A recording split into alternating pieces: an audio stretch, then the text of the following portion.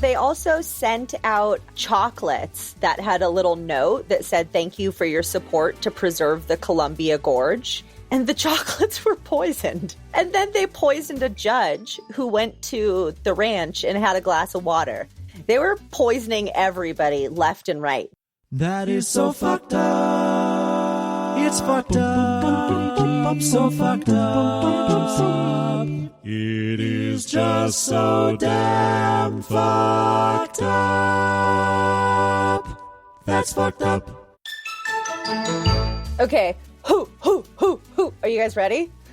Sorry, I skipped to the third stage, but we should probably start at the first stage, which is hello and welcome to the podcast. This is That's So Fucked Up, a podcast about cults, murder, and other generally fucked up stuff. We're your hosts. I'm Ashley Richards. And I'm Cameron Dexter. Before we kick off the show, we'll go ahead and start off with our show recommendation of the week. Like we said, we're not recommending shows that we haven't personally listened to and that we don't enjoy ourselves. And with saying that, here's one of our favorites, one of my really good friends, Ariel Cooksey, and her show Malice. Hi everyone, I'm Ariel Cooksey, host of Malice. When violent acts occur, we tend to think the predators are monsters. Surely no human could do such things. But if we're honest, only humans commit malicious crime. And if you're like me, you want to know why. To find out, join me at Malice wherever you listen to podcasts. Bye.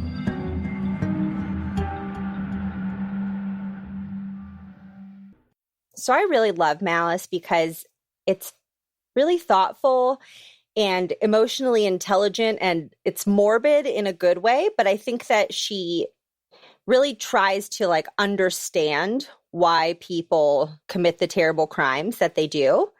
And we can kind of get on board with that because that's kind of what we try to do with our show as well. And on Friday, September 18th at 7 p.m. Pacific Standard Time, we're super excited to announce that we're going to be throwing our first ever watch party with Ariel, and we're going to be watching Ratched. Cam, have you seen One Flew Over the Cuckoo's Nest? That's a really stupid fucking question. Of course I have. I sure have. Yeah. You're like a film buff. Of course you've seen One Flew Over the Cuckoo's Nest. Yeah. Yeah, so the show is called Ratched. It's on Netflix, premiering Friday, September 18th, and it's about Nurse Ratched's backstory from One Flew Over the Cuckoo's Nest. And it's from the creators of American Horror Story, and it is starring Sarah Paulson. Not the original One Flew Over the Cuckoo's Nest, but the new Netflix show. No. Yeah. All right. And hi, guys. Please rate and subscribe to our show. Reviews are really cool. And if you give them and then you send us a photo, you get a super, super cool coffee cup. Ashley just sent me the designs that she's been working on, and they're pretty badass. They're in the mail right now. We're going to post some pictures. When they arrive, we're really excited to share them with you. They are pretty badass, if I don't say so myself. And also, you guys, next week, Wednesday, September 9th, a lot of dates, is when we're going to begin releasing our episodes early for Patreon subscribers. So if you want to get next week's episode 2 days early, you can sign up for Patreon, and we'll give you guys the details about that at the end. Also, our listener episodes are going to be premiering in just a few weeks, so please send those to us, you guys. We already have enough stories to do 3 episodes, but, we definitely want to keep compiling the stories, and yeah, we're super duper excited to bring that to you guys. Without further ado, let's get into the story. Today, we're going to be talking about the Bhagwan Shree Rajneesh, a.k.a. Osho, a.k.a. the sex guru, a.k.a. the Rolls-Royce guru. AKA the Rolex guy. Yeah. He's a super interesting guru, and he was definitely the leader of a fucking ding, ding, ding cult. So head over to our website, tsfuthepodcast.com, and go ahead and download Cult Bingo. Also, we always have bingo stuff in the works, ways to improve it. And we are trying to work something out so that you guys can actually play bingo there directly on the page. So it's a little bit easier instead of having to like screenshot it. So hopefully that'll make it a little bit more accessible and fun. So yeah, we're definitely working on that. But for now, just head over to the website and take a screenshot under the bingo tab. And before we start, we just want to do our little usual disclaimer. We're not therapists or journalists or professional doctors or anything like that. Just a couple of gals trying to have fun telling stories over things that we obsess about in our personal time. So speaking of obsessing over things in my personal time, my main source today is the documentary on Netflix called Wild Wild Country. It came out a couple years ago, and I know for sure that I watched the whole 6-part series twice. I may have watched it 3 times, but I know for sure I watched it twice. Like I said, 6 hours. So I obviously thought it was super good. Really, really just interesting. And the documentary, I think, was really well done. So we tried to kind of sum things up as best we could because this story is just so detailed. You guys, it fucking goes to the top. And if you really, though, want to see 6 hours of all the shit that went down, then I highly recommend the documentary. Have you seen it or did you watch it, Kim? Yeah, I've seen it a couple times. Okay, look at that. That's 2 people that watched a 6-hour documentary more than once. So obviously we think it's pretty good. So take it from us. Also, I just wanted to start with a little bit of history. You know how I mentioned, I don't know, in one of the episodes when we were talking about cults, I was wondering if the Beatles had some sort of influence on cults coming to America. Mm-hmm. Mm-hmm. So I did a little bit of research. What up, Wikipedia? And it said that in February 1968, the Beatles went to Rishikesh in northern India to take a transcendental meditation course with the Maharishi Mahesh Yogi. And it was said that them going and doing that changed Western attitudes towards Indian spirituality and meditation. So, nice. Boom. I was fucking onto something. I knew it. So that happened with the Beatles in the late 60s. Mm-hmm. Then we'll see what happens with the Bhagwan towards the 70s. So the Bhagwan Shree Rajneesh was born Nay Chandra Mohan Jain on December 11th, 1931 in Kuchwara, India. He was a small but rebellious child, and in 1951, he started going to the Hikarini College in Jabalpur, but he transferred to the D.N. Jain College for getting into arguments with a professor. And then in 1952, he took a year off of school to meditate and do some soul searching, and apparently by 1953, he had found enlightenment. Sounds pretty good to me. Yeah, that's a pretty quick turnaround. I feel like a lot of people spend their lives, but obviously when you're a guru, it doesn't take that long. It can happen just in a year. Amazing. I know. So, despite finding enlightenment, he got a master's degree in philosophy at Sagar University, and he became an assistant professor of philosophy at Raipur Sanskrit College. But he got in trouble with administration and he had to leave that job as well. And then he became a professor at a university in Jabalpur. And while he was teaching, he was also traveling around India, speaking about his thoughts on spirituality and enlightenment. And his main kind of controversial idea was that sex was the first step towards super consciousness. And his ideas were really radical. And obviously, just his attitude and ideas and everything were always getting him in trouble with professors, administrations, and people in general. And we'll see that continued as a pattern throughout his life. So his teachings were resonating with some people by 1964, and he began to accrue followers and started to lead meditation camps. What do I say every time, you guys? It's not just meditation. I'm sure they were doing yoga too. And it wasn't just that either. So again, his radical teachings kind of like, made him an outcast. And actually in 1980, a fundamentalist Hindu actually tried to kill him. And that was about when he decided to flee or leave the country. Right. That prompted his departure from the ashram, right? Right. He was like, I gotta dip real quick. Totally. But I skipped ahead a little just to let you know that somebody tried to take a hit out on him. Like, not a popular dude, really. Yeah, we're not there yet, though. Yeah, no. Yeah. So in 1966, he stopped teaching and became a full-time spiritual leader. And by 1970, the Beatles go in 1968 and get into transcendental meditation.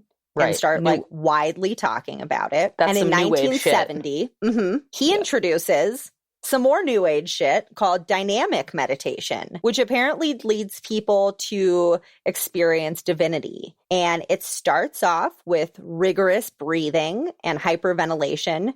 And I've actually done this in, have you ever gone to like a Kundalini yoga class? So I've done yoga. I haven't done that in a class, but I've done like little YouTube things since quarantine. I've put on like 15-minute like breathing exercises just because it's like, what else am I? Osho tells you how to calm down. Yeah, right. No, but it was great. Like the hyperventilating? Or just the breathing, and then how I was like, oh, this is going to be easy. I'm not going to get tired. I was literally, after 15 minutes, like going to pass out. Yeah.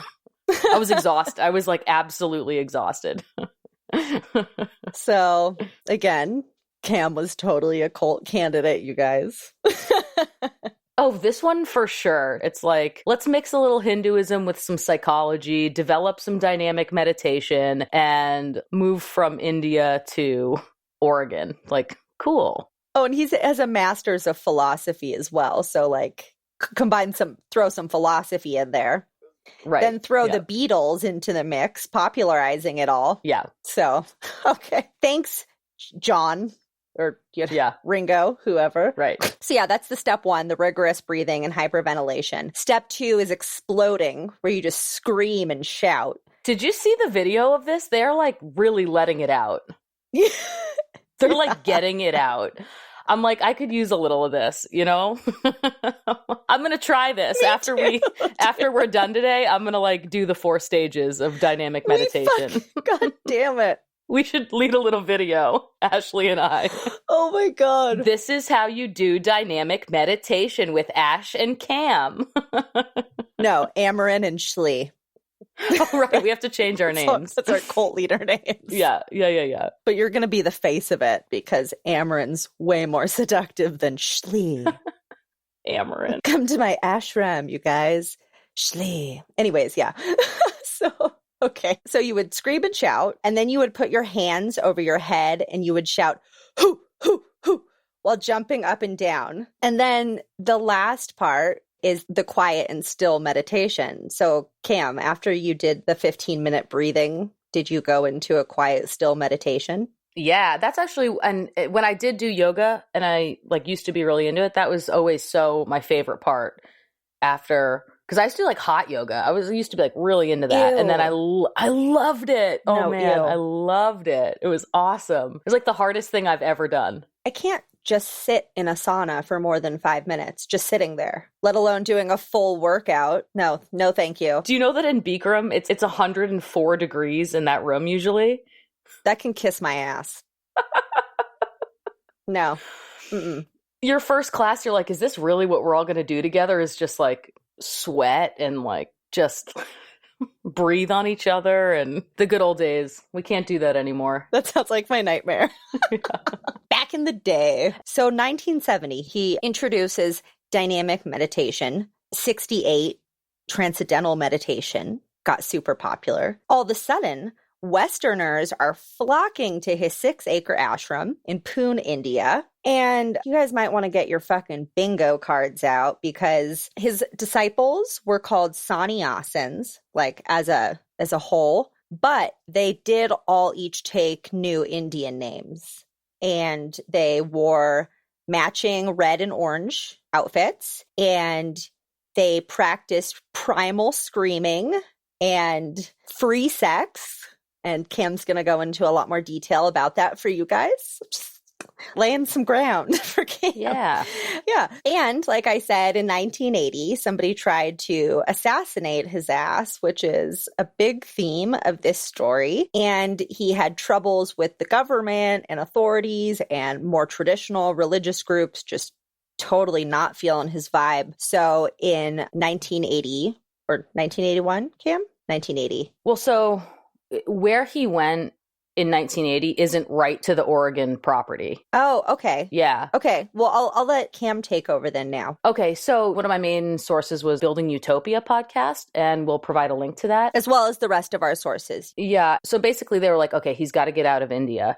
And that happened between 1980 and 1981. And Sheila had to go, it was kind of all on her shoulders to find this next place where they were going to build this utopia. She found him a castle in New Jersey called Kip's Castle. And that's where he stayed. And you've got to check this castle out. I was looking at it, like, it's just unbelievable. But I did read that it was all dilapidated when they bought it. I think she bought it for like $370,000. And the last time it was on the market for like $6 million. So, but anyway, not a bad place for Bhagwan to hang out, drive his Rolls-Royces, and do his thing while he had his main secretary, Sheila, kind of do his bidding. And just to go back, like, Sheila met Bhagwan, I think it was around the early 1970s. Her father introduced her to him, and she became quickly really into his teachings. And, you know, he was so charismatic, and the movement in India, there were so many people following him. So Sheila at first just kind of started lower in the ranks, I guess you could say. And her father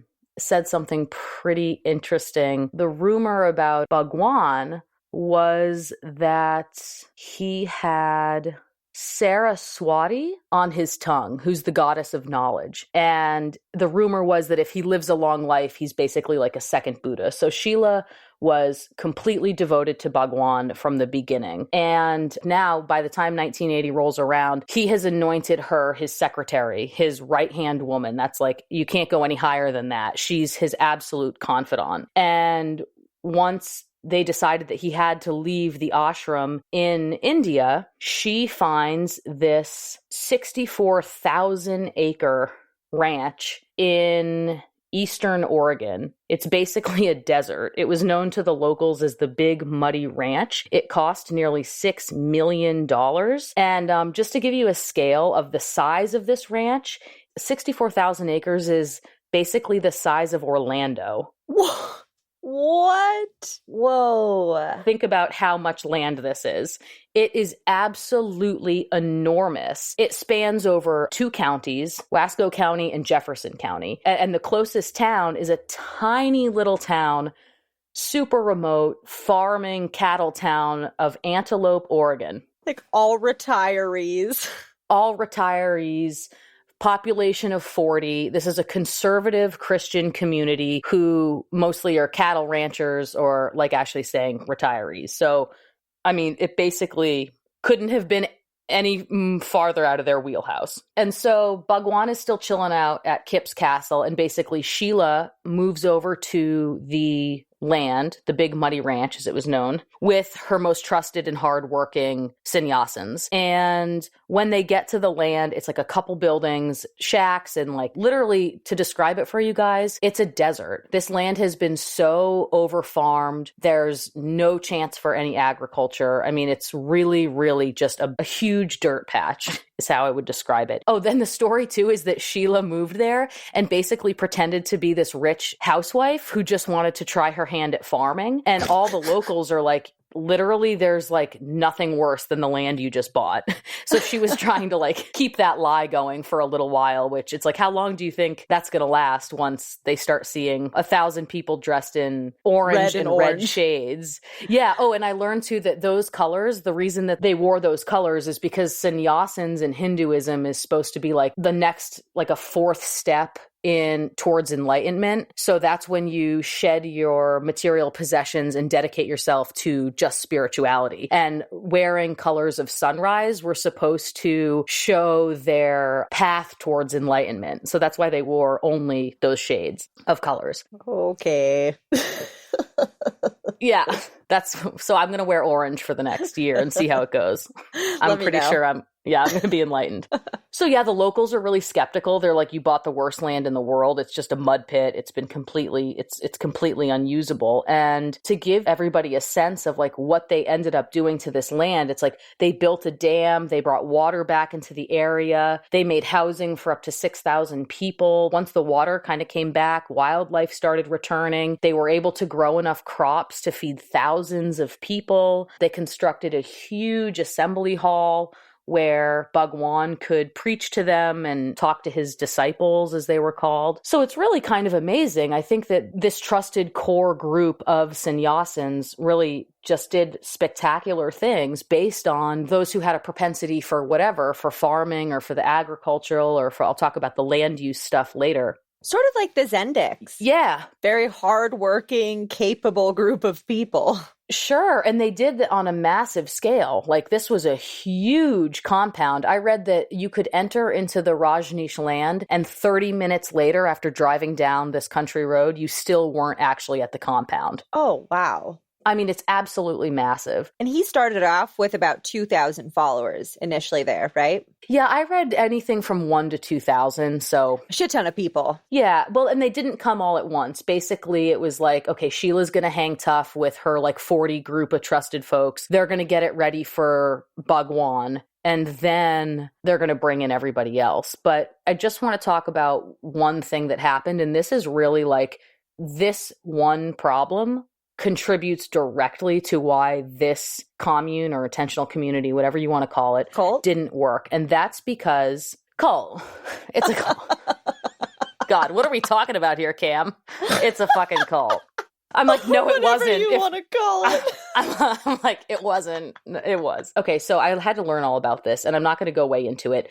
When you buy a piece of property, the county that you buy it in has specific zoning laws that go directly into what you can use the land for. And this land was zoned only for agriculture and farming. So for the purposes of this cult, they needed to have land that they could zone for schools, restaurants, an airport, a post office, a hotel that they wanted to build. They had huge dreams for this community, but they chose a county in Oregon, and actually the whole state of Oregon actually has these strict land use rules and zoning laws and stuff about what the land could be used for. So they set themselves up for failure basically right off the bat. And whether Sheila didn't know enough to look into this, she didn't have a lawyer look over the paperwork, maybe she just didn't care. Sheila didn't give a fuck about shit. She might have not cared. I'm so curious to see later what your thoughts on Sheila are. Real quick, would you say Sheila was like very much under Bhagwan's spell,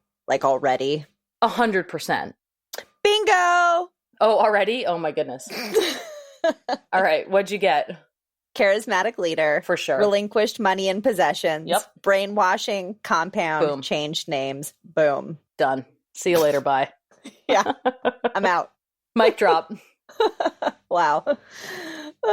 Probably could get it again. I'm going to keep playing. Yeah, you should. You should. There's so much. Okay, so they rename the Big Money Ranch Rancho Rajneesh. And Bhagwan's still chilling over in New Jersey at his Kip's castle. So random. And Sheila has appointed Krishna Deva, who's known later as KD. He's got like a background in farming and land use. So she brings him over. She's like, okay, I really need your help. And he's going to become the mayor. So she's kind of trying to get her ducks in a row. Probably once she realized, oh shit, I want to build this whole huge compound and community. And I didn't do my homework. Oh shit, I just bought Orlando. Yeah, for $6 million or 5.75, whatever. And then it's like, uh-oh. It's like maybe she didn't give a fuck, or maybe she was like, I'm going to be in so much trouble because I bought this. Also, think about it. It's like the ashrama in India. I read I heard too that like Bhagwan loved trees. So think about like she couldn't have bought, there's literally not one tree like in 64,000 acres. Oh my gosh. It's such a dump. I couldn't possibly begin to understand. Like her thought process behind that? Well, I mean, it's incredible what they were able to do. I mean, they really did turn it around. Like I said, it became a green valley. They brought wildlife back, but like you didn't have any actual vegetation or growth. He was like accustomed to this beautiful, huge trees and luxurious buildings in the ashram in India. And then they put him in a castle. And then apparently he called Sheela and he says, I'm coming in 2 days, no matter what it looks like. And the like 60 folks who were trying to get this place ready started working around the clock to get like put grass. Like they had like a trailer that he like they'd only set up like a couple double wides for him and like so they managed to pull it off. Anyway, I'm getting a little ahead of myself, but I can only imagine. Sheela claims that when Bhagwan got there, he loved it. And the rumor was that he got there and he was like, OMFG, this is a joke. I heard too, like the dirt roads were so thick with dust. Anytime you drove down them, if your windows were open, like the car would be full of dust. It was like a huge dust cloud anytime you tried to drive anywhere. That would be terrible for his 96 Rolls-Royces. All that dust. One of his favorite things is to drive, and he would get all these parking tickets and driving. He got like all these speeding tickets and parking tickets and got into accidents like all the time, apparently. Just a terrible driver. Yeah, which Wild Wild Country didn't really talk about. I wish they had.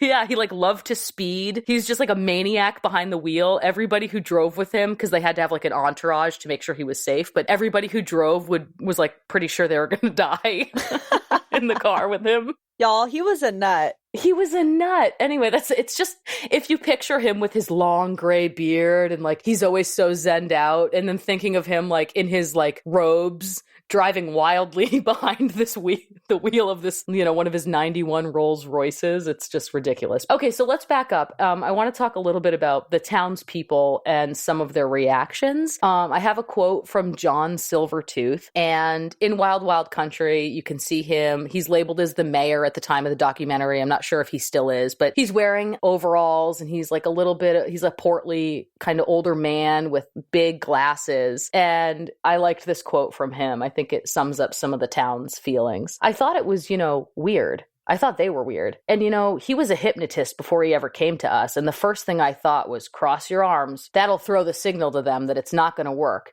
And, it worked pretty good. You crossed your arms, they start doing that stuff, and they backed off. Also, did you read anywhere that he was a hypnotist? I didn't find that in one place. No. Maybe he's just using a different word for brainwashing.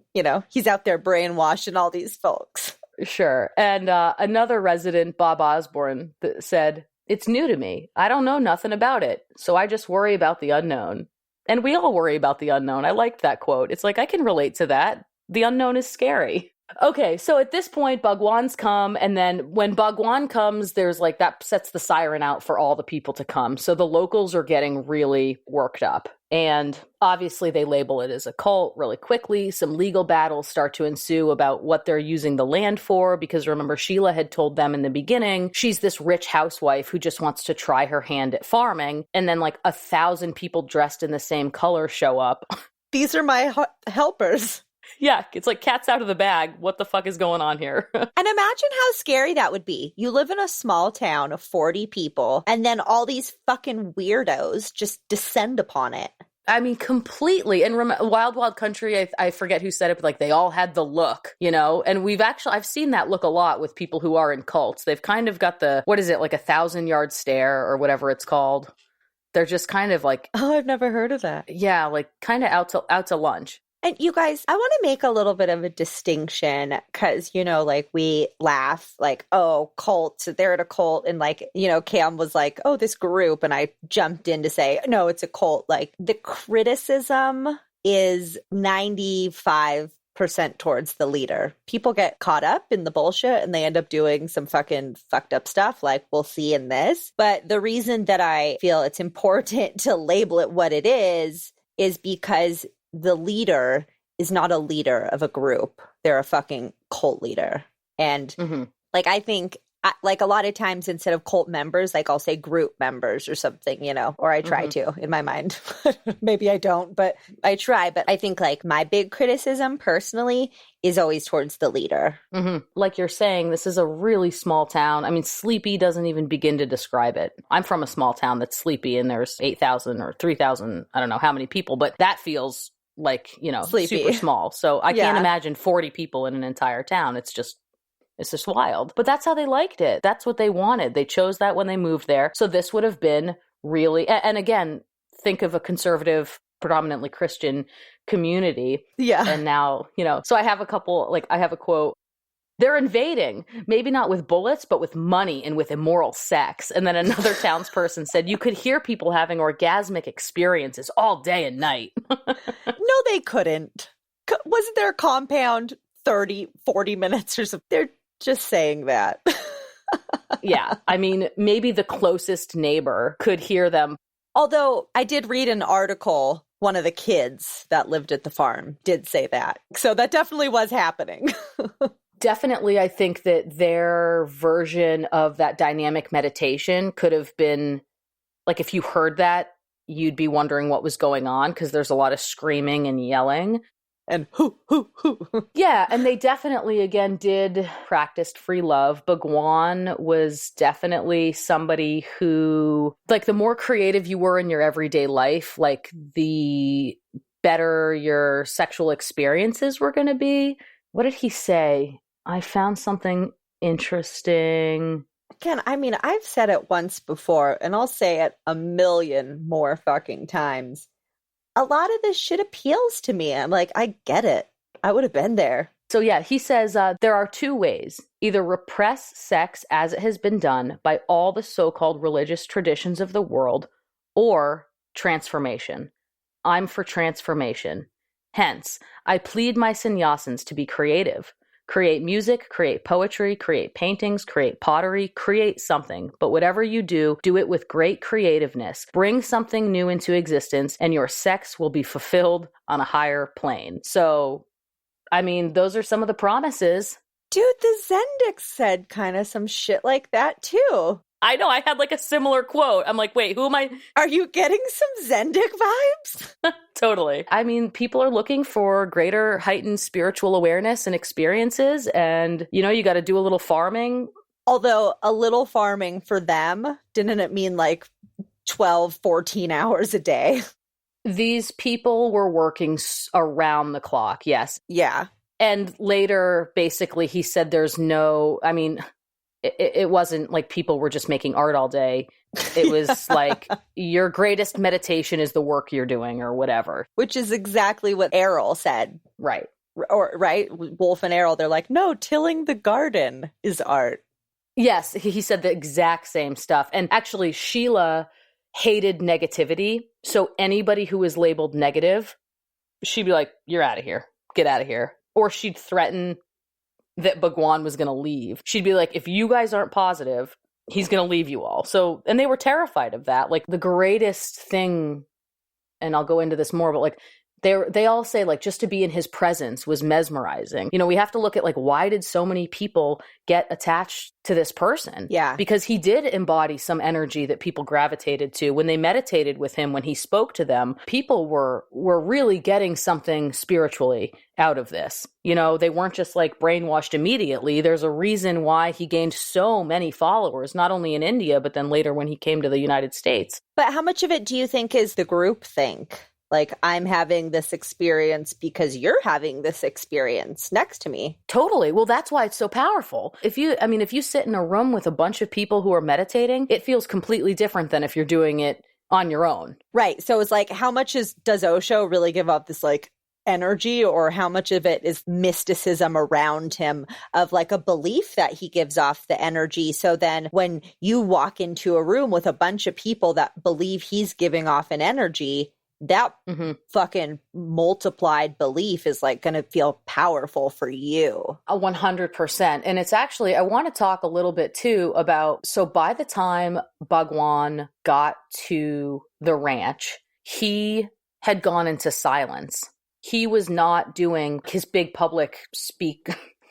speeches. There we go. Yeah, Got it. yeah. Anyway, no, so he had gone into complete silence. Already? Yes, when he got to, and this is just like one of those things. It's like everybody made this beautiful compound for him. They wanted to come study with him in the United States, and he shows up and he's in a silent phase. This motherfucker. Hold on. Do you think that's just because he didn't feel like fucking having to do all the leader shit? And he just wanted to like fucking chill and drive his Rolls-Royces? Yeah, this is a really interesting. I'm going to talk about what was going on. Because again, this is stuff that I couldn't get from Wild Wild Country, and why I listened to that podcast, Building Utopia, which everybody should check out if you want to go really in depth on what was happening. Because I just was blown away that they just skipped over this stuff. I mean, this stuff is like, it doesn't get any better than Bhagwan having a serious laughing gas addiction that they didn't even talk about. Okay, yeah, I'm excited to hear the things that are in the podcast that I didn't listen to. Right. So he shows up at the ranch. He's quote unquote in his silent phase. And it's like, okay, so if everybody on the ranch, like there's 1,000, maybe 2,000 people, depending on where we are between 1981 and kind of 1982 or 3. But like, what is Bhagwan doing every day? You know what I mean? Mm-hmm. So I just found this super interesting. So basically he gets to the compound and he has an indoor pool installed. I don't know where. It's like, I thought he was in a double wide, but so I'm sure by the time he gets there, he's like, this isn't cool, guys. I need something better. Build me a pool right now. Yeah, he gets an indoor pool and they build like a medical center. And then after they build the medical center, they add on a dentist's office. And according to Bhagwan, he was spending his days in silence, meditating. He wasn't completely silenced too. Like, guys, he would talk to Sheila, his main girl, his like ride or die. And, you know, he talked to, you know, some people in his close circle, but he wasn't doing any big public addressing. He wasn't speaking publicly in any way, shape, or form. He was saying he didn't watch TV. He never read the newspaper. He claimed that he was living like a monk and that he had no idea about world affairs or anything. But if you actually ask the people around him, there were a couple movies he loved to watch, and he would obsess also over the news and anytime that Sheila made a public appearance. And then he would like scrutinize her appearances every night. She had to come up to his part of the compound and he would go over with her like how she wasn't being tough enough. She wasn't being harsh enough on like the outsiders. And later, after he comes out of silence, he would say, I had been sharpening her like a sword. Go, I would say, go cut as many heads as you can. So that goes back to what you were saying, Ashley. Like he really pushed her to be that really tough person that we saw in the media where she was condescending. She was super rude to people. And Sheila was terrible. But why I have some empathy towards Sheila, she fucking took all the bad rap at the end. Like, I mean, a lot of people hated Osho, but like a lot of the hate went towards Sheila for like all of the crazy fucked up stuff she did, which she did, but not always, or maybe not initially, at least. So, well, blame the woman, you guys, of course. Right. It came from the top. It came from him. And so she would come back every day after meeting from him. She would go up and meet with him every night between 7 p.m. and 9 p.m. And then she would come down and like it sounds like her big message to everybody else was just like, work is your meditation. Meditation comes out of abundance. And if you're like, you should be grateful for all of this. And anyone who was labeled negative was threatened with the axe. They were just going to get rid of you if they felt like you weren't working towards the big creative goal, which was creating this utopia in the middle of a desert. So this is actually really interesting. The winters in Oregon, his first winter up there was super rainy and the ranch flooded and he got cut off from everybody else in the compound and he became really bored and like upset. And he also had a toothache. And the dentist, who was down on the other part of the compound, had to go up and basically help him with this toothache. And this was the first procedure that basically like changed Bhagwan's life. And it's rumored that maybe he had experienced the effects of nitrous oxide prior to this encounter, but this is the first one that I could like find confirmed. But he had still built his own private dentist's office behind his house. So it's like, maybe he already had a problem. He already kind of knew that laughing gas was real fun. Right. So after this procedure, this first one, the dentist is like, okay, you're all done. I fixed the toothache or whatever. And he's like, no, give me more of that. He's like, that was the best thing I've ever experienced. So the dentist, who's completely in awe of this guy, and just like later he said he just wanted to like be near him, blah, blah, blah, was like, okay, whatever you want. You're the guru. I'm just a dentist. And he gave him more. And basically the next day, Bhagwan, because it's winter and he's bored, he feels cut off from everybody. He's like, this is what we're going to do every single day. And sometimes he would do it twice a day, usually for 2 hours at a time. He would sit in his chair on laughing gas, and he renamed the dentist's chair Noah's Ark. And I don't get that at all, but that's what he said. And then these first couple sessions, he had the dentist like be his scribe, and he would mumble and talk incoherently. And the dentist or some other person in his inner circle, apparently this was kept from Sheila and some of the others. It was just people he thought he could trust with the secret to sit there and write down literally, like, if you want to look up there, I think he published 3 books during like these first few years while he was in silence. On laughing gas. Literally all high on nitrous oxide. Like 3 books. So that was what he was up to all day. That's what the guru had actually been doing. Not just meditating all day? What? Yeah. And he also said something that I thought was really interesting to the dentist one day. At the end of one of their sessions, he said, wipe that tear from my eye. I have to pretend to be enlightened, and enlightened people are not supposed to cry. So Bhagwan knew, or maybe had been feeling for a while, that he was not the enlightened guru that... Oh, but okay. In Bhagwan's defense, get this. They started getting suspicious that this dentist was making up unnecessary medical stuff for Bhagwan, because the dentist was obsessed with just being, again, like, to be in Bhagwan's presence was the greatest gift of all. Yeah, that's what everybody wanted. Yes. And so they had an outside dentist. This was later. They had an outside dentist come and look at his teeth and mouth. And apparently, according to this other dentist, Bhagwan had like multiple root canal surgeries that were completely unnecessary. And he had made like a mess out of Bhagwan's mouth, all in the name of just wanting to like put him out and be close to him. So it wasn't all Bhagwan's fault, is all I'm saying. Like, the dentist definitely played a role in being like, here's the laughing gas and I'm going to do a root canal, but just kidding, you don't need a root canal. Can I like just get the fucking laughing gas and not have you rip a tooth out of my fucking head? What the fuck? Right. A root canal is like not just like a mellow little thing. Right. So Sheila, later we'll talk about, she starts getting all paranoid that everybody in Bhagwan's inner circle is like hurting him. So some of it is, there was some truth to it. Yeah. Well, and his other main secretary, like, apparently found out about this, but it was kind of too late. It sounds like his drug use had really ramped up. I heard one rumor that he, like, having the dentist's office behind his house wasn't enough, and he actually got spigots installed next to his bed so that he could just like go straight to nitrous town. Hit that gas. Just straight to that gas. Yeah. So that's what he's been up to. So all while this is happening, remember, he's been completely out of the loop. He's left everything to Sheila. We're going to talk about a little bit what happened between 1982 and 1983. And this is when some stuff kind of gets pretty crazy. So you think he is totally out of the loop? Oh, he's completely out of the loop. Yeah, I mean, the one thing that he would do is scrutinize Sheila's media coverage stuff and tell her to be more aggressive. Mm-hmm. But, I mean, think about 2 sessions a day for 2 hours at a time sometimes. You're high on nitrous oxide. Like, you're not doing much more. So I don't think he was doing much, is all I'm saying. I can't imagine doing this 3 times a day. You just got to be completely out of it. So yeah, Sheila's dealing with the legal stuff. He's telling her she's not being hard enough and intense enough.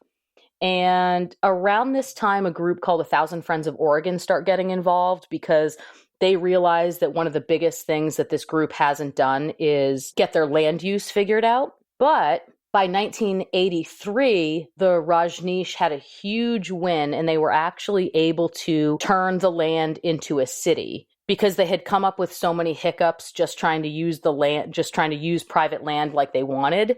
They got enough people on the board of the town committee, and they got Rancho Rajneesh turned into Rajneesh-Puram. And now it's a city. So this was a huge win for them, and it absolutely infuriated the residents of Antelope. But this opened them up to a bunch of other problems. The problem with becoming a city is that you have to open up public lands to people. So they didn't, as operating as a cult, they didn't really want to have people just rolling up onto their land. So they tried to build a separate area that was open to the public. And becoming open to the public meant, this is when things kind of started getting crazy, because they had to figure out how to keep the sannyasins separate. But also, they wanted to move in that direction where the land is open for other people. They wanted to invite visitors there. They didn't want to seem closed off. So they started offering, you can come and do 3-day meditations and that kind of thing. You can come for tours. They had the section that was open to the public. So this takes us up to July of 1983. And 3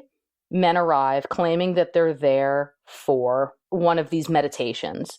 And the meditation center who runs the stuff is we don't have you on our list. And they're no, we called. So they're okay, come on in. What these guys didn't know, and again, the Rajneesh turning into a city really, really pissed a lot of people off. I think the Oregonians up until this point were hoping that they could get them to go away. They had tried to not include them in, planning of the not the county, just the local area. So they were just really, there was all this stuff that we don't really have time to talk about. But so everybody's pissed off. These 3 men arrive. They weren't wearing the sunrise colors like you're normally seeing with the other sannyasins.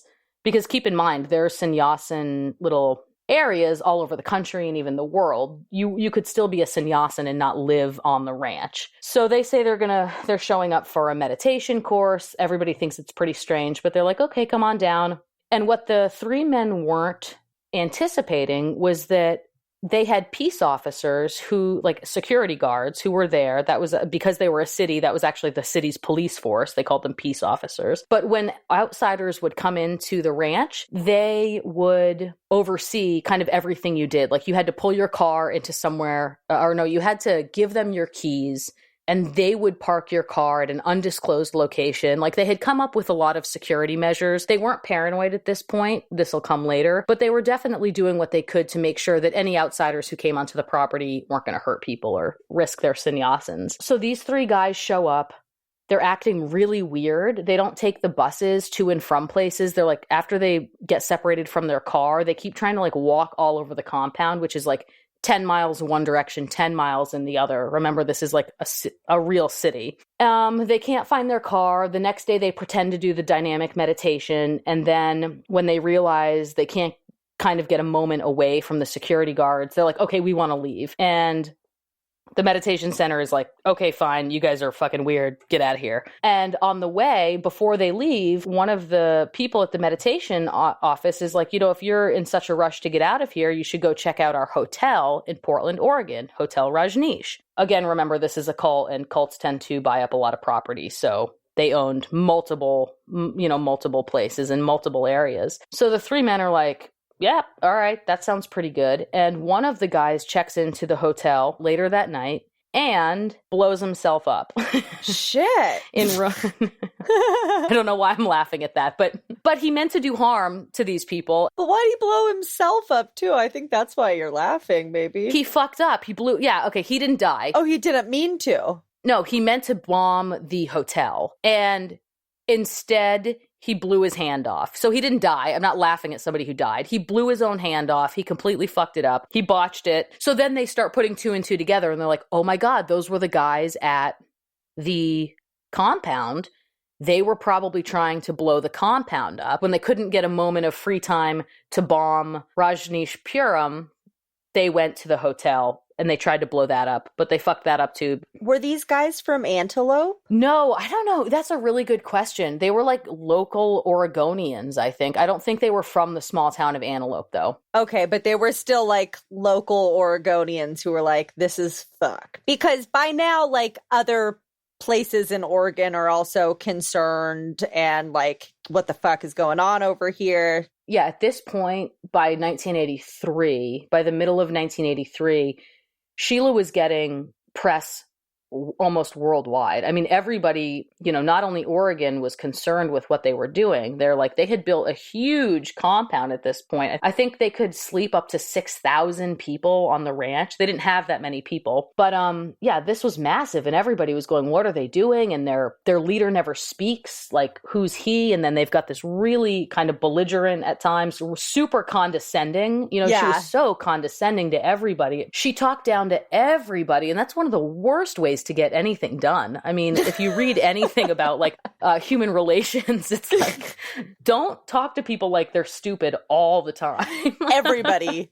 Literally everybody. Yeah. She would insult anybody at any given time. So they were pretty weird. Plus they dressed strangely, and then the dynamic meditation and free love. And, then they had to marry people so they could get the visas they needed. And, they're up to cult stuff. It's all the cult stuff. All the culty shit. Then when the hotel phones Rajneesh Piram and is like, yo, there was just one explosion. They cleared out the hotel. Then actually 2 more blasts went off, but I didn't read that anybody was injured.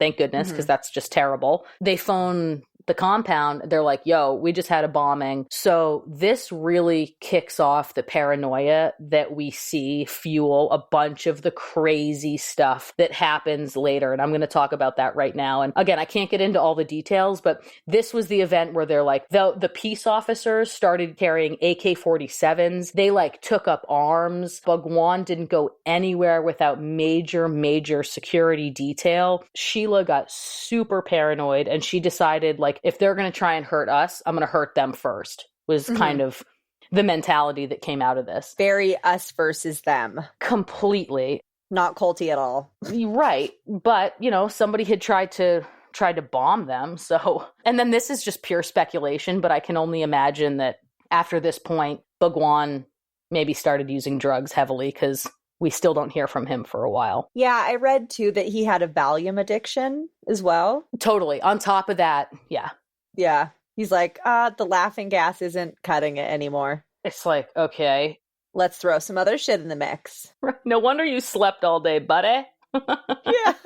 No wonder he looked high all the time. Everybody was like, oh, he's so zenned out because he's enlightened. He was just fucking high, you guys. He was so high on drugs.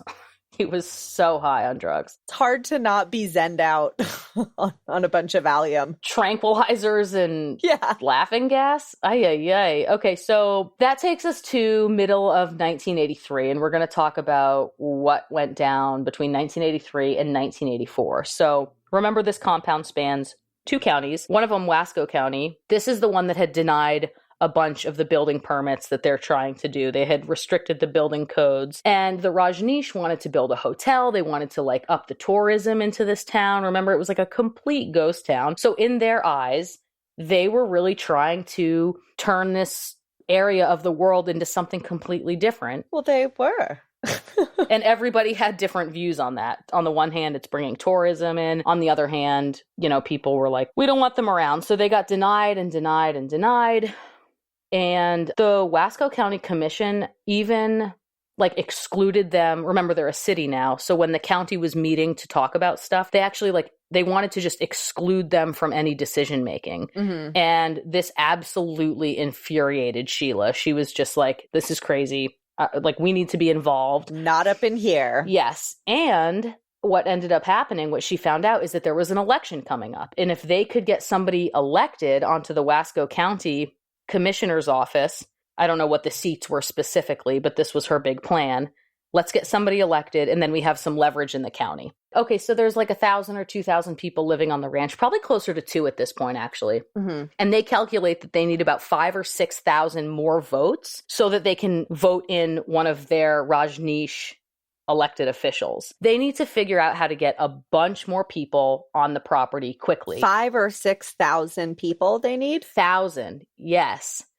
Estimated. So the first thing they do is send out like a little SOS thing to all their sannyasins who are not living on the ranch. Because remember, they still have a huge following with people who are not actually at Rajneeshpuram. Mm-hmm. So they send out a thing and they basically make it so it sounds like Bhagwan has decided that he's ready to meet all his disciples. And they put out this big thing to the community and to greater America being like, listen, if you want to check out this great way of life, we're ready to have you. Bhagwan wants you here. You have to register to vote, but come on down. And this only got them about 1,500 people. And I think like Sheila was absolutely dismayed. She's just like, oh my God. They were expecting like 10,000. You know, they were expecting a huge to just flood in response. Yeah, because it's the master, you know, the guru has invited everybody and nobody really cared. So this brings us to the beginning of the end, the real beginning of the end, on top of the land use stuff, which if they had figured that out, they wouldn't have been in this mess anyway. But Sheila decides to start what she calls the Share a Home initiative. Basically what she does, right? You remember this part? Oh, yeah. This worked out really well. It's just sad too, because these people were already abused by society and they just got abused again. Very fucking sad. You know, it's just so basically to the outsiders, what the initiative stated was that from about September to December, they were going to offer to share their home with homeless people. And they sent buses to cities all over offering free bus tickets back to the community, a free place to stay, you know, hot meals, shelter, stuff that these people didn't normally have and that the cities they were living in, you know, weren't showing any incentives to offer. And they said, we're going to provide this through the winter, September through December. Yes. So that stuff's important in winter. Shelter and hot meals. God, absolutely. Absolutely. And they also offered that anytime you wanted to leave, you would receive a bus ticket back to where you came from. Sounds pretty good, right? What's to lose? Sounds great. Right. So this drew thousands and thousands of homeless people to the ranch, literally about maybe 4,000 more, with the promise of a better life. Do you remember what they called them in the news? Like when they would be interviewing them? It was like, Cameron Dexter, street person. Right. Well, and that's what they were referred to on the ranch as well. Yeah, it's fucking awful, man. The sannyasins called them street people too.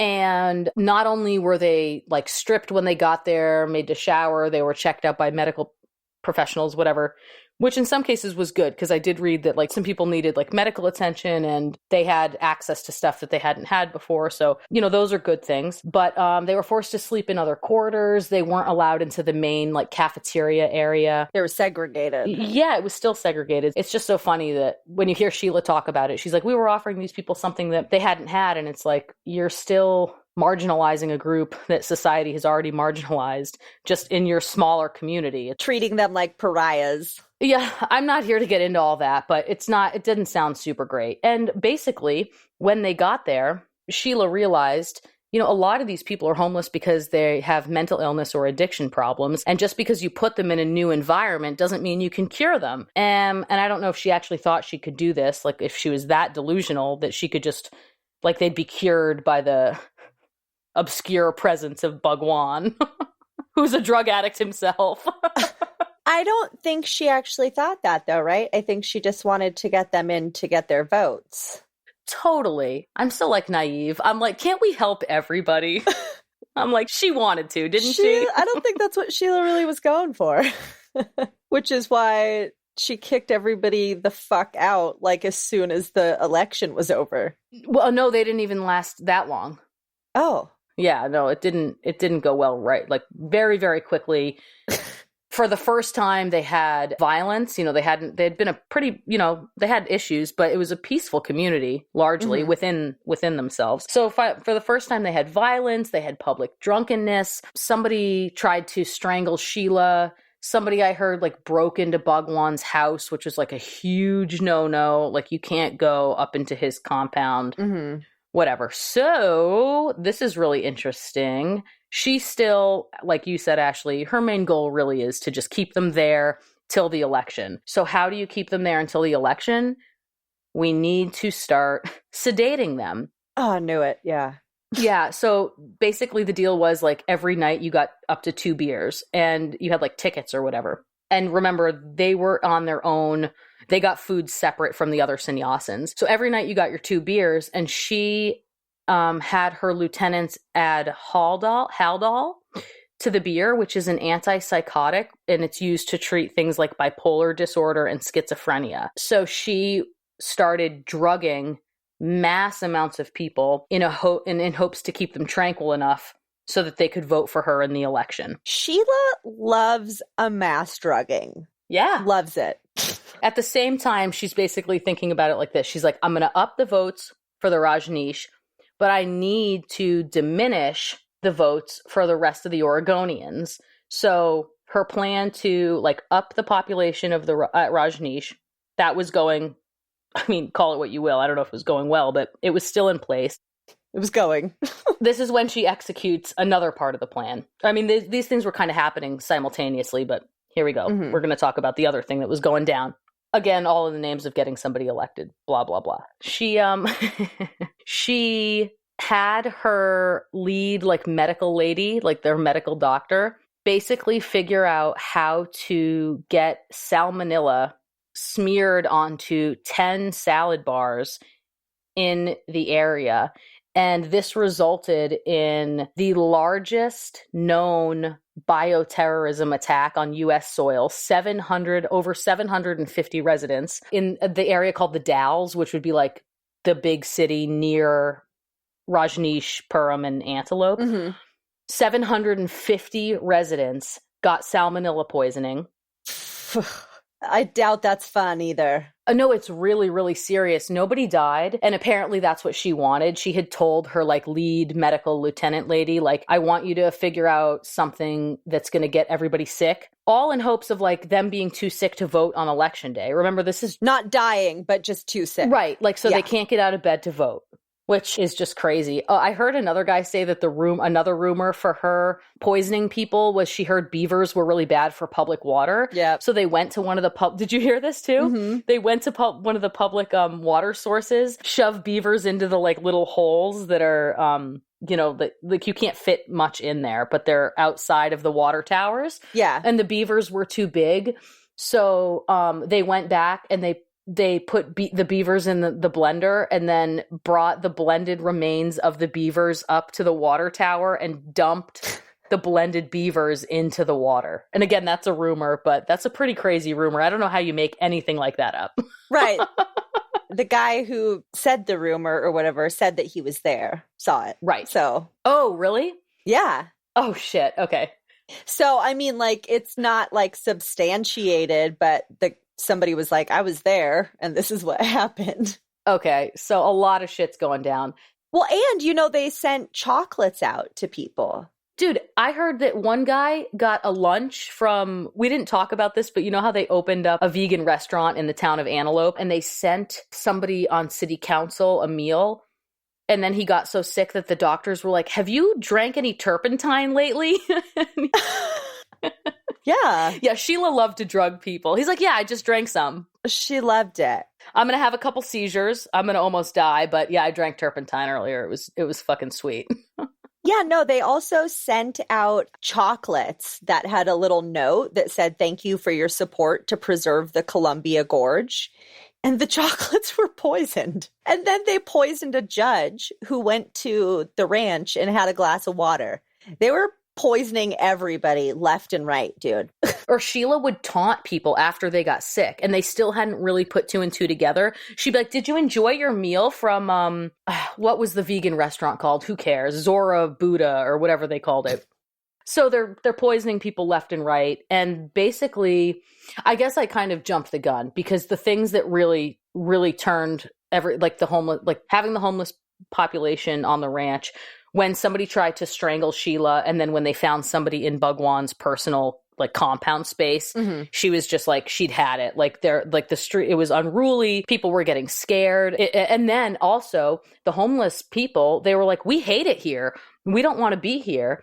So she starts getting rid of people, having them get on buses. And what they don't know is that she doesn't keep good on her promise to send them back where they came from. So she just starts dumping busloads of people in random places in Oregon, literally not giving a fuck that these people have no resources. They have nowhere to go. In neighborhoods, too. Dropping them off like in random neighborhood. Anywhere, all over the place. They don't want to be there. She doesn't want them there. This whole thing had completely failed. Sheila does a press conference being like, I was just kidding. The whole thing was a joke. Why she thought that was funny, I'll never understand. The other thing that had been going on this whole time is that Bhagwan was trying to gain U.S. citizenship. And when he gets rejected, this is kind of like the end. And Ashley's going to take us out. So I'll pass it off to her. But basically throughout the years, and we didn't get into this, but like the INS was trying to figure out if Bhagwan had come to the United States with the intent of staying, because if he did, he had lied.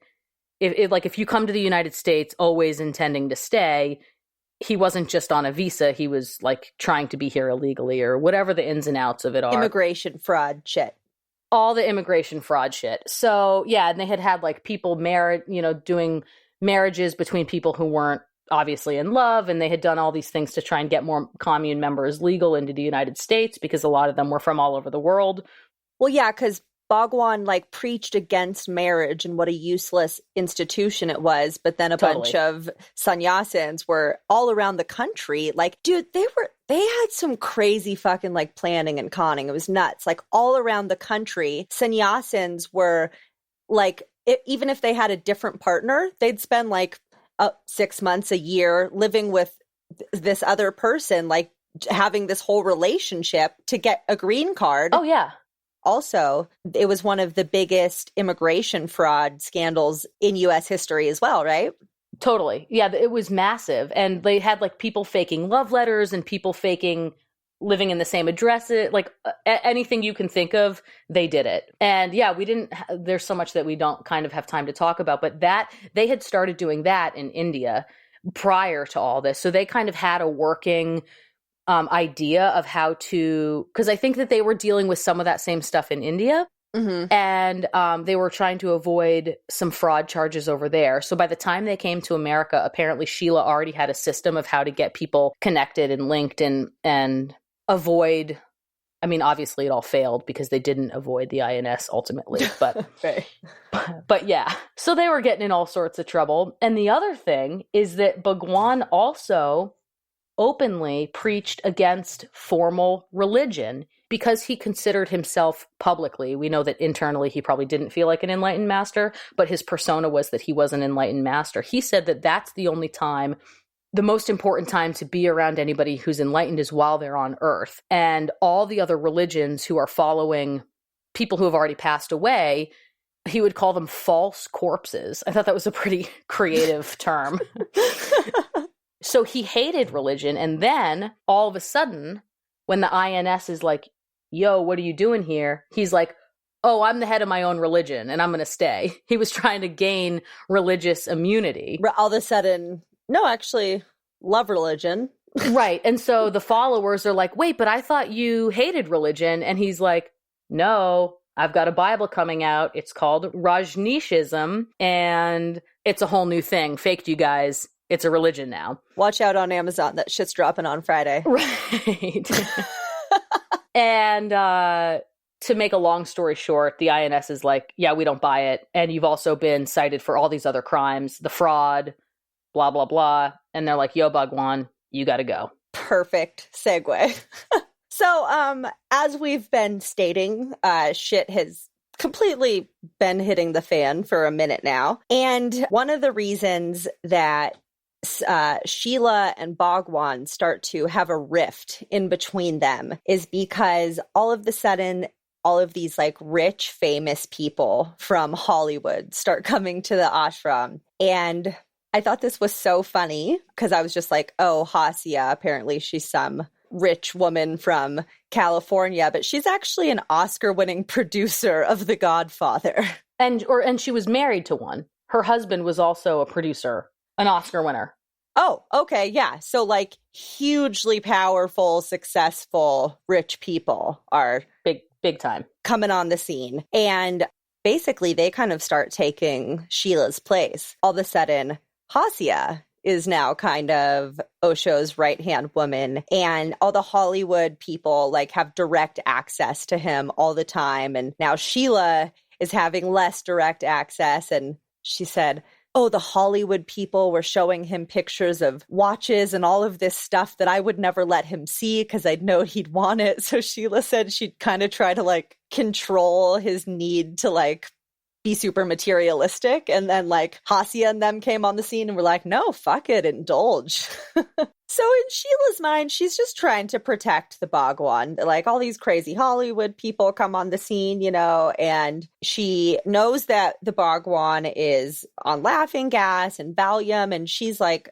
okay, this is like going in a bad direction, you know, like he's like all super on drugs and he has like these yes people around him. And so she taps his house and taps like the entire place, but mostly, well, I mean, she definitely wants to know what's going on everywhere, but she wants to know what's going on with him like 24/7. So she would tap his house, then like 24 hours a day, and then that recording would get taken down, and then people would listen to the entire fucking things. Well, wait, and did you read also that this was one of the most sophisticated, like the FBI said that this was one of the most sophisticated wiretapping systems that they had encountered in the public? Yeah. Yeah. Like these guys kicked ass at espionage. And like one of the biggest wiretapping operations like ever. They almost succeeded in like taking over a county. They were kind of killing it for a while. Like, so yeah, really, Sheila starts killing it. And also she's just like concerned because he starts talking about like doomsday scenarios. So Sheila's not cool with this. She gets the place wiretapped and she hears that Bhagwan asks his physician, like, if I wanted to die peacefully, like, how would I do that? And the doctor tells him this, this, and that. And then she also hears that the doctor says, hey, the meds have arrived. And he says, okay, bury them somewhere in the garden for like when I need them. And then he told Sheila that she needed to build a crematorium and that he was going to die on the Master's Day, July 6th. So I'm like a little bit confused about that. I don't know if he actually was intending on killing himself or what, because he never did kill himself. So I don't really know what that was about. Maybe it was like something he thought of and then just didn't end up doing. But so Sheila's super worried and she basically tells her little crew of people, she's got like this like tight-knit band of about 20 people who Bhagwan ends up calling her a group of fascists. And she's like, look, the Bhagwan is in danger and Dr. So-and-so, Deva somebody or whatever, is gonna kill him. So we need to kill him. They need to kill the doctor, right? We need to kill the doctor. Yeah. Okay. So then Ma Shanti Bhadra says, okay, I'll do it. So they're like doing ecstatic dance or I don't know, they're jumping around doing their fucking thing. And she just goes up to him and like shoots him with the needle and he turns around and is like, what the fuck? And she's just like, what? And then just like looks at him like he's crazy and then walks away. But she said that like she was like broken inside because she didn't want to actually murder anybody, but that guy was going to fucking kill Bhagwan, and that's not happening at all. Right, but at that moment, she was like, I think I've just taken it too far. Yeah. She was like, uh-oh. That's kind of, yeah, when she was kind of like, what the fuck? She's like, I gotta get out of here. Because not only had she just tried to murder somebody. Well, did he die? No, she tried to kill him. He didn't die. Okay, so he survived. But that wasn't the first time that she had planned on assassinating somebody. Like a group of sannyasins went and sat outside of the office or the workplace of, I guess it would be a fucking office, of Charles Turner, the Attorney General. Oh, that's one of the guys they tried to poison. They poisoned that guy too. Oh, they poisoned him? Okay, well, they were also going to kill him. They were also going to shoot him. Okay, good. Well, because he got a boxed lunch one day, and then they were like, Yo, dude, did they you were drink? going at this guy at all angles. Yeah, so everybody's like on high alert, too, because like these people can come out of fucking nowhere. So not only were they planning to assassinate the attorney general, they were also potentially going to assassinate a journalist in Oregon who had written a big series on them. The FBI told him, like, look, we think that you're like really in danger. And they were possibly planning to bomb the courthouse, but apparently the pilot said no. And they also set fire to the city planning office in Antelope. So shit's just going off the rail, hard fucking core. So yeah, at that moment, that woman was kind of like, what the fuck? Mm-hmm. But at this point, she had sort of lost her allegiance to Bhagwan. She still loved him, but her allegiance now was to Sheela. Mm-hmm. And on September 13th, 1985, Sheela and 21 of her people flee to Germany. This pisses Bhagwan off super fucking bad. And he comes out of silence for the first time in, 3 years or something, right? It could be maybe even more, because in 1981 he was silent.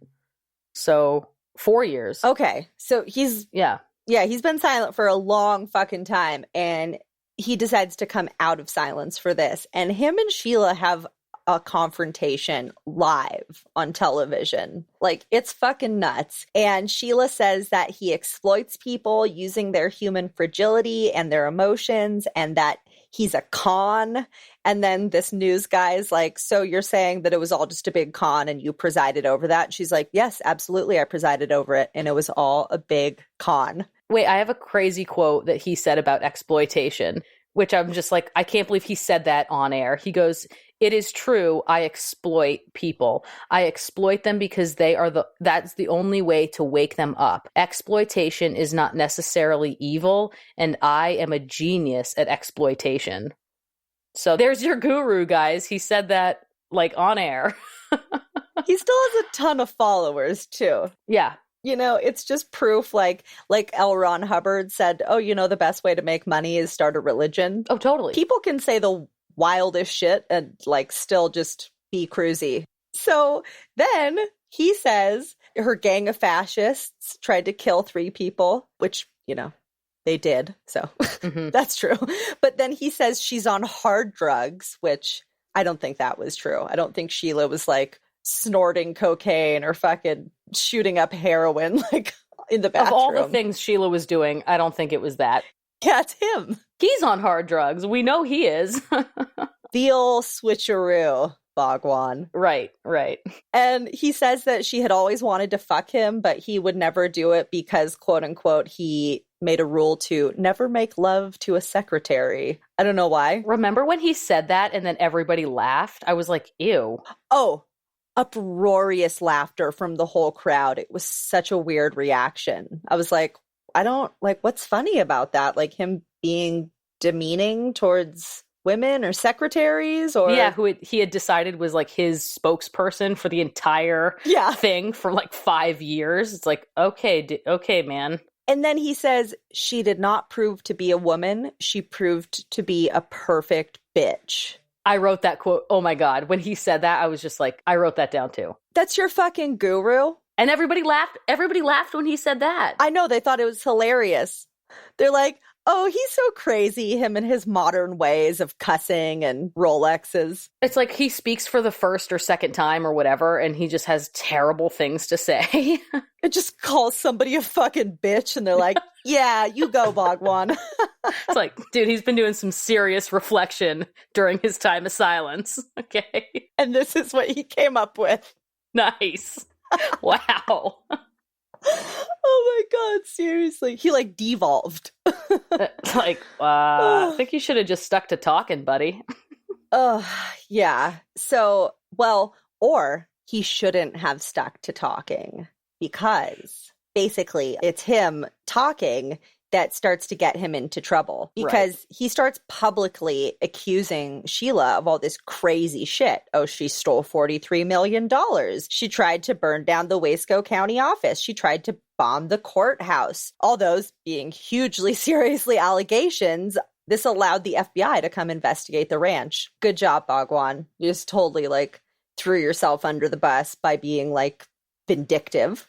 And, you know, when they got there, they found this huge fucking like wiretapping operation, and they found the cache of weapons that they had been collecting to like assassinate politicians and shit. They found that in the lake. And yeah, they found some pretty damning shit.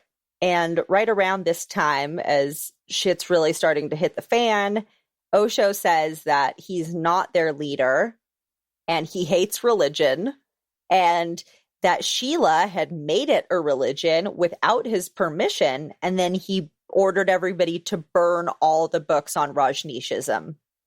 So it was a religion all of a sudden when that was convenient, but then all of a sudden, all of it was Sheila's doing.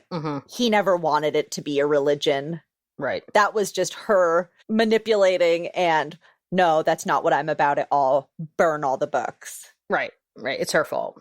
Yeah. Sheela did a lot of fucked up shit, but it wasn't all her idea. Right. So KD, I think you said his name earlier. Krishna Deva, the mayor. Yeah, he's the mayor. Yeah. The mayor apparently turns over evidence, and Bhagwan gets charged with 35 counts of conspiracy. Wow. And at this point, he decides to flee on one of his, I don't know, like 10 planes or something, because this motherfucker also has like a horde of private jets. So he pieces on one of those with some of his people and a bunch of jewelry and guns and like $50,000 in cash. Nice. Totally what what you would think a guru would be traveling with. Guns and jewelry. It's the dream, baby. He's living the dream. Really, he is, yeah. So they were able to like intercept radio waves or something, and they were actually able to take Bhagwan into custody in North Carolina. And at that same time, they arrested Sheela and her gang of fascists for the attempted assassination of Bhagwan's physician. And as I understand it, this all went down in real quick succession because they knew that like it all had to be a secret. It had to happen at the same time. So one thing happening first wouldn't like take the surprise away. Yeah, no, when they take down somebody, they got to take down a bunch. All at the same time. Yeah. Yeah. So totally. Nobody knows. Yep. So basically, November 1985, Sheela and Bhagwan both get extradited back to Oregon. And Sheela ends up pleading guilty to a bunch of fucking shit, from mass poisoning to wiretappings. And it blows my fucking mind that she got a 4.5-year sentence for like the biggest wiretapping shit in history and like the biggest immigration fraud scam and mass poisonings. 4.5 years. Yeah, that's a little bonkers. I don't understand our justice system. Like, I don't get it. Like, I don't understand the fucking decisions that are made. Then Ma Shanti Bhadra fucking got 10 years for the attempted murder of the doctor. Oh, no way. I just think that's like pretty fucked up. She only did it because Sheela fucking told her to. Yo, that's some bullshit. And she does one attempted murder and gets 10 years, and Sheela like poisoned a bunch of people that easily could have led to their death and was like telling people, go and assassinate. Well, isn't that funny? Because remember, you know, so like at this point, we can assume that Sheela has kind of become their cult leader. So they're going to do whatever Sheela says. Like the allegiance has shifted. Yeah. And like, if you think about the Charles Manson thing where he told what's-her-face and what's-her-face to go kill those people, they all got sentenced a bunch. So right. That's basically the same scenario. Because Manson never killed anybody, but they're like, but you told them to. Yeah, but the media completely scrutinized him. We hear about him all day long as being the mastermind behind stuff. And it's like Sheela basically did the same thing through the same methods of mind control and brainwashing and whatever. Like, how are the scenarios different? I see them as pretty similar. Also, Manson doesn't have shit on Sheela. This fucking lady. Like, totally. And Manson rotted in prison for 50, 60 years. I don't even know how long. But like Sheila needs to hold the title of mastermind. When you go to like the encyclopedia, Sheila's picture should be there, not Manson's. And now she lives in Switzerland. Or Germany. Or somewhere. Some undisclosed forest. Right. Yeah, they won't tell us. Well, she also had a fee of $469,000. So there's that too. Also not that much well, I mean, a lot of people get huge fees. So yeah. Wow. And then even like a year later in prison, they interviewed her and they're like, so after you've had some time to think, like, how do you feel about like, is there anything you want to say to the Oregonian people? And she's basically just like, yeah, you guys are all super fucking stupid. Like in a nutshell, she's just like, yeah, you guys are dumb. You know what, Ashley? I guess there's something to be said for consistency, predictability, right? Yeah. We knew that was coming. I still think you guys you're all dumb. Yeah. See ya. I'm out. Bunch of idiots. Later. Bhagwan pled guilty to 1 count of concealed intent to try to permanently stay in the U.S. and also 1 count of having conspired to have sannyasins do the whole fucking sham marriage thing, that whole thing. So, I mean, he got off like pretty easy too. And basically he was given a 10-year suspended sentence, which what does that mean? Suspended sentence? Like you don't actually have to do it or what? Because he didn't like spend any prison time. So I don't know what that means. Yeah, I think you're on probation. And then if you do something, if you have like one more mess up, then you go to jail. Oh, okay. Okay. So yeah, because he had 5 years probation and then $400,000 in fines. And he had to agree to leave the U.S. and not come back for at least 5 years. And if he did come back, he had to have the permission of the attorney general that his fucking minion tried to assassinate. So good luck with that permission. And he returned to India, and by the end of the year the ranch closed in Oregon. And when he returned to India, well, he didn't return to India first. He tried to go to like several other countries and nobody wanted him. Nobody would let him in. Right. Yeah, they were like, Yeah, no, not into it. We don't want to deal with that. Yeah. Go home. You gotta go. You gotta go home, dude. Sorry. So when he did get back to India in 1986, he changed his name to Osho and kept teaching. But he said, he's like, no, this Bhagwan person, I am not him anymore. I'm not your fucking, he went back to the like, I'm not your teacher. I'm not your religious icon, whatever. Misogynistic cult leader calling women bitches and exploiting everybody around him for millions and millions of dollars. Right. He changed. Oh, yeah. Okay, cool. Good to know. And they're like, well, we have to call you something. So they came up with Osho, which is a Japanese word for like great fucking spiritual master or some shit like that. Oh, okay. And he did have less followers at this point, but he definitely still had some. And his name certainly has not died with him when he did die in 1990 in Pune, India, at one of his communes.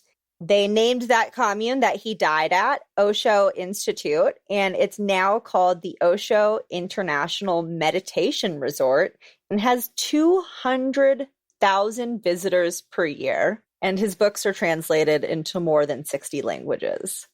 So he changed the name. You mean the books that he wrote high on nitrous oxide, or what's it called? I don't remember. Laughing gas. Or did they have a copy of the book that he said, no, this is not real because I'm not a teacher? Or did they republish that? The Rajneeshism one that they had to burn after he decided it wasn't a religion, right? Yeah, I don't know. I can't keep up. No. So it's like fucking crazy because although he was this huge con man, like he managed to change his name, and a lot of people don't even know about the whole Bhagwan Shree Rajneesh fiasco. Mm-hmm. I think it was very little known until the Wild Wild Country documentary came out. So that's it. Yeah, pretty nutty. Change your name, guys, and move to a different country, and you're good. Dress in shades of the sunrise, and you got yourself a cult. Yeah. All right. So thank you guys for listening today. Don't forget to subscribe and leave 5 stars if you're enjoying the show. Thank you to Jenny and Francie for the reviews. Whoop, whoop. Yeah, and we're doing lots of exciting stuff on Patreon. You can become a member from anywhere from $3 to $30. The 5 level is going to get you a bunch of cool stuff, like early release on episodes. Get your episodes on Wednesday mornings instead of Friday. Ew. Yeah, exclusive monthly bonus episodes with authors, specialists, and experts, because we're going to pepper in like the people who are professionals in with our commentary. Yes. How cool is that? We're not the professionals. They are. Extra bonus episodes this month. Yes, we have an extra bonus episode this month. Usually it's 1 bonus episode per month, but this month we're bringing you that fire 2 times. What? Oh my God, that's amazing. And just so you guys know, though, it's available now for Android, and we're just working on the iPhone stuff. So bear with us as we get that figured out. And then also, if you're a Patreon, you can leave us a voicemail and tell us what you think. And then we might decide to add it to the end of our listener-sodes. Oh, we'll definitely add it if you're a $5 subscriber. If you're a $3 subscriber, it's a maybe. Okay. That's what's up. And you're going to get 10% off merch. We're working on our merch. We got all sorts of merchy things coming out. Merch! We have 3 t-shirts right now. That's amazing. Yeah. It's That's great. 3 different shirts to choose from. Well, it's not just shirts, because our merch is on TeePublic. So it's notebooks and all kinds of other shit too. So we have like 3 designs right now that I'm really stoked on. And you can find the link to both our Patreon and our merch store on our website, tsfuthepodcast.com. And you can send your screenshots of your reviews and your bingo cards and your listener stories, submissions to tsfuthepodcast@gmail.com. Super easy. And you guys, thank you to those of you who have played, who have sent those screenshots to us. Congratulations, Callie and Tom. Woohoo! You guys are our August winners. Thank you so much, Callie and Tom. Callie's been playing bingo with us a lot. She's also left us reviews. We really appreciate it. And Tom left us an awesome review, and we drew your name out of the hat. Well, we drew both of your names out of the hat. So congratulations! Woo! So if you guys want, to keep up with stuff that's going on, like our listener-sodes and watch parties and merch and Patreon, bingo, just all that shit, then follow us on social media at That's So Fucked Up the Podcast on Facebook, where you can also join our private group, and at TSFU the Podcast on Instagram and Twitter. Okay, goodbye right now. That's the end. Bye. It's too long. Bye. Bum bum bum bum bum bum. That's fucked up. I'm so fucked up. Can't you see? It's just really fucked. That's fucked up.